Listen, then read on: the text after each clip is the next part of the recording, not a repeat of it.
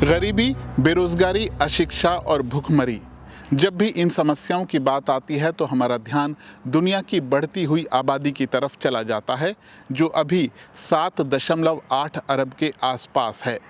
इतने लोगों की ज़रूरत पूरा करने के लिए हमारी धरती का सांस फूल रहा है। कहीं ज़्यादा उपज के लालच में धरती को बंजर किया जा रहा है, तो कहीं प्राकृतिक संसाधनों के लिए इस धरती को खोखला किया जा रहा है और पेड़ों का सफाया हो रहा है। लेकिन इस बीच एक नई रिसर्च कहती है कि दुनिया की बढ़ती आबादी पर लगाम लगने वाली है। ब्रिटिश साइंस पत्रिका लैंसेट में प्रकाशित शोध के अनुसार 2064 में दुनिया की जनसंख्या अपने चरम पर होगी। यानी अभी जो जनसंख्या 7.8 अरब है, वो उस वक्त 9.7 अरब हो सकती है। और इसके बाद रिसर्च के मुताबिक दुनिया की आबादी में गिरावट आनी शुरू हो जाएगी और इस सदी के आखिर में यानी वर्ष 2100 तक ये आंकड़ा घटकर 8.8 अरब हो सकता है। इससे पहले संयुक्त राष्ट्र ने 2019 में अनुमान जताया था कि 2100 तक दुनिया की आबादी बढ़कर 10.9 अरब हो सकती है। लेकिन लैंसेट की रिपोर्ट का कहना है कि जिस तरह से दुनिया भर में प्रजनन क्षमता घट रही है और बूढ़े लोगों की संख्या बढ़ रही है, उसे देखते हुए अगले 80 साल में दुनिया के ज्यादातर देशों की आबादी में गिरावट आएगी। रिपोर्ट में 23 ऐसे देशों की पहचान की गई है जिनकी जनसंख्या इस सदी के आखिर में आज के मुकाबले घटकर आधी रह जाएगी। इनमें जापान, इटली और स्पेन जैसे देश शामिल हैं।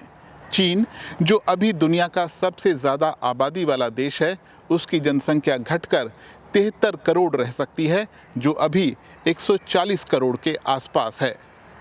भारत तब दुनिया का सबसे ज़्यादा आबादी वाला देश होगा और दूसरे नंबर पर होगा अफ्रीकी देश नाइजीरिया। रिसर्च कहती है कि भारत की जनसंख्या में भी गिरावट आएगी, यानी ये लगभग 130 करोड़ के मौजूदा स्तर से घटकर 2100 में 109 करोड़ हो सकती है। तब 5 सबसे ज्यादा आबादी वाले देशों में भारत और नाइजीरिया के अलावा चीन, अमेरिका और पाकिस्तान शामिल होंगे। सबसे तेजी से जनसंख्या एशिया और यूरोप के देशों में घटेगी। सोमालिया और दक्षिणी सूडान जैसे सिर्फ 12 देशों में ही पर्याप्त बच्चे जन्म लेंगे, जिससे वहां आबादी को स्थिर रखा जा सकेगा। अगले 80 साल में जिस इलाके की आबादी सबसे ज्यादा बढ़ेगी वो है सब सहारा अफ्रीका। वहां की आबादी 3.07 अरब हो सकती है, जो मौजूदा स्तर से 3 गुनी होगी।